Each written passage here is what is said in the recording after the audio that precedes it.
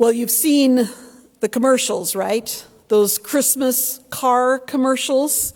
You know, the ones where one person in the household surprises another person in the household with the gift of a beautiful and very expensive new car.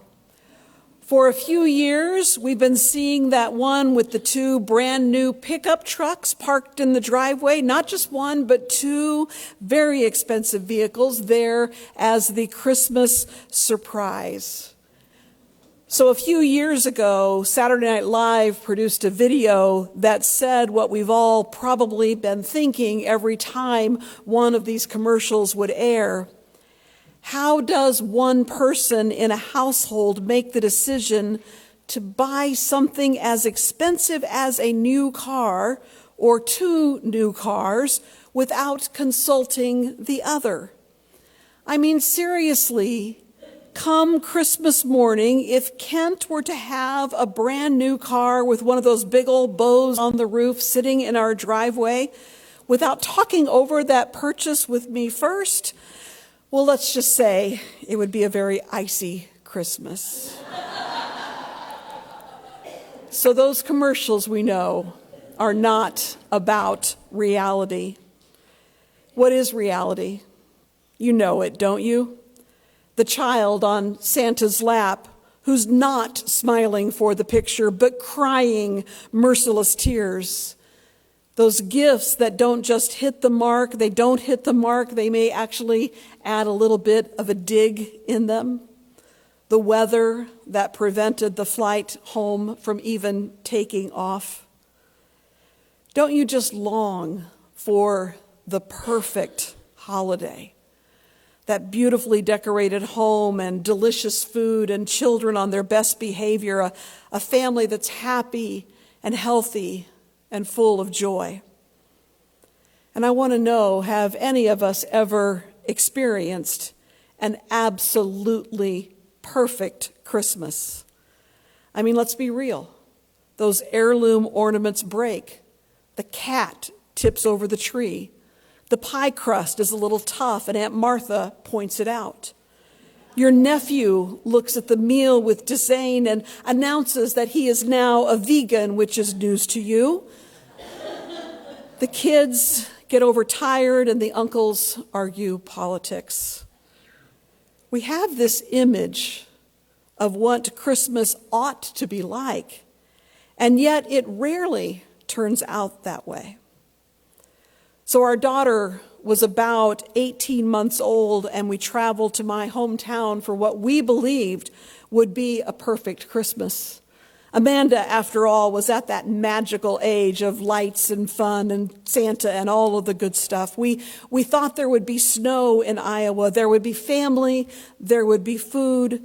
My mom at the time was living in this very cool farmhouse that was out in the country. It was going to be perfection. It did not snow, but it was so cold, I kid you not, the pieces of my car were freezing and falling off while we were driving. My mom was a frugal woman. My mom was the definition of a frugal woman. She did not like to spend money heating that older and drafty farmhouse that we were living in at the time. And there was literally, my friends, literally ice in the toilet when we woke up in the morning. You could see your breath in the bathroom. And I was vegetarian at the time, something I'd been doing for quite a while, something I told my mom about. And the only vegetarian dish on the table that year, some canned corn. Now, I don't know about you, but I find some comfort in knowing that our shared Christmas story is hardly one of perfection. And I love the holiday. I love the decorations, I love the celebrations, the food, and everything beautiful about it. But seriously, our story, our faith story, has its beginnings in something very, very different, something very far from perfection. So over these past few weeks, we've been sharing these stories of angels and Christmas. And we don't really know what an angel looked like. We can't really know exactly what that would be like. We do know that nearly every time one of them comes on the scene, the first thing they feel the need to do is tell the person being visited, calm down, do not be afraid. And so maybe it's something about their general appearance, maybe something more about their sudden and unexpected appearance. That makes sense. But I think really the need to say, do not be afraid, had more to do with their message, what they were about to tell the person they were visiting. Because we want to remember that an angel is one of God's messengers, and what they have to say, it's always, always life-altering. I can't think of a single appearance of an angel story that ends with, and then everything just went back to normal. That message, do not be afraid, was likely a way for the angel to say, I know you are standing here, shaking from head to toe with fear because you can hardly believe what you're seeing. And I know you are overwhelmed and afraid because what I am about to tell you is going to change your life in ways you never imagined. So stay with me now. Do not be afraid. Now, Joseph's visit from an angel was a little different than those that Luke described for Zechariah and Mary. In their stories from the Gospel of Luke, the angels are just right there. We've kind of mashed two gospel stories of the birth of Jesus into one, haven't we? Luke's story, different from Matthew's version.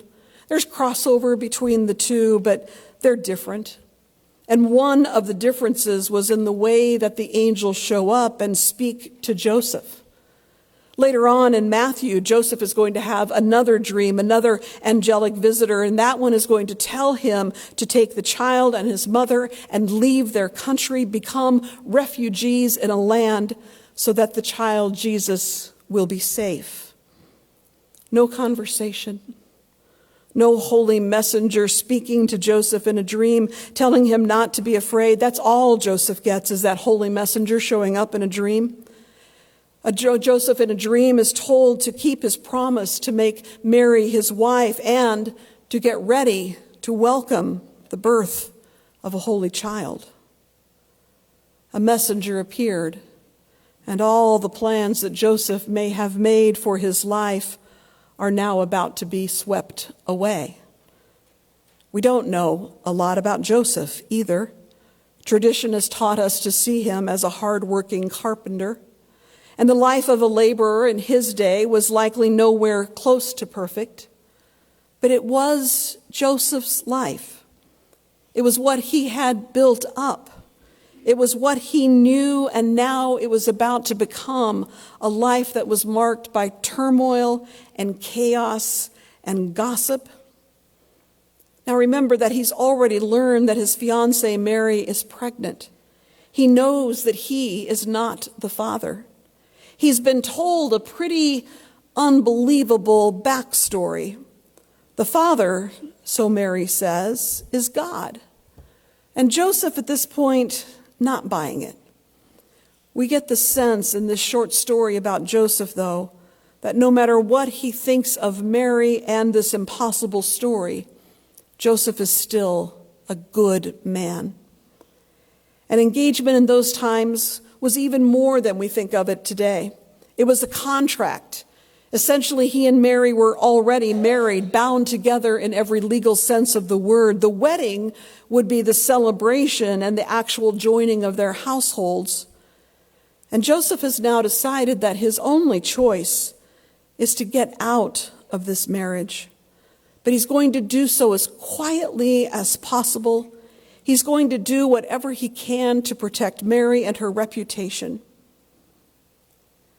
We've become accustomed to thinking about the beauty and the wonder of the birth of Jesus as just simply that, beautiful and wonderful. And there's nothing wrong with that. But the story we want to remember is also one of confusion, of people experiencing distress and disappointment and anger and doubt and fear and hurt. In other words, the story is about real life. You see, Mary and Joseph are not just these holy images on a gorgeous Christmas card. They were real people. And isn't it helpful, don't you think, to see them as people just like us? There were hard parts to their relationship. They were people who had to find a way through a time of uncertainty in order to do what God was calling them to do. They were people who had to endure questions and eye rolls and whispers behind their backs. They were not rich or powerful or well-educated. And yet, God chose them. Despite all odds, angels came to them and said, God chooses you to do something amazing. But I'm going to need you to manage that fear because none of this is going to be easy. And that's life, really. Of course, there are beautiful parts to our lives. And if all is going well, then most of life is beautiful, or at least not awful. But somehow we've convinced ourselves that if my life isn't turning out as well as that person's life, well, then maybe there's something wrong with me. We forget how much of God's story from beginning to end puts ordinary people at the center of it all. We forget how much of God's story not only puts ordinary people, but less than ordinary people, people from the margins, people who are just getting by, people that no one would expect to do amazing things, and those were just the kind of people that God was looking for. I do love the way the story of Jesus' birth is told in Matthew. It's short and to the point. The opening line is this is how the birth of Jesus took place. No grand introduction, and from there the story is only 6 short verses long. But in those 6 verses, the story goes from turmoil to joy. It's been said that the worry that comes from fear is the very opposite of joy. That worry is the illusion that somehow we can do something to prevent tomorrow's heartache. That worry keeps us from living into whatever good may be happening in the moment and focusing on the unknown parts of the future. It's worry that keeps us from being present with others and offering our attention and our care. And it's worry that robs us of our joy and makes it nearly impossible for us to do the things that create joy for others. Imagine the birth of the one who came to save us, the one who came to teach us, the birth of the one who came to show us a path to peace, the one who wanted us to be able to hear him say, "Do not be afraid. Do not be afraid." His story, his birth story, started with worry and then became a story of joy. And that can be our story too. When the writer of the Gospel of Matthew tells the story of the birth of Jesus, he does it with so few words that it would be easy to overlook them. No angels appearing in person, just a dream. No visiting shepherds, no journey across the country, just a guy, just a girl, listening to God's messengers and doing their best. Jesus came as one of us, born as we are born, lived as we lived, loved and laughed and suffered as we do. He was Emmanuel, God with us. He is Emmanuel and still with us, God with us, the source of hope and peace and joy. My friends, I hope for all of us that our Christmases can be as perfect as we want them to be, whether that means a grand celebration or something simple and quiet. But if there is any part of it that is less than perfect, if there is any part of your life today that is less than perfect, I hope you will find some comfort and some joy in knowing that this marvelous story that draws us into this time of year is a story that began in turmoil. It did not go as any of the players would have imagined. And today it offers us a joy that can overcome our fear. God is with us. Christ is with us.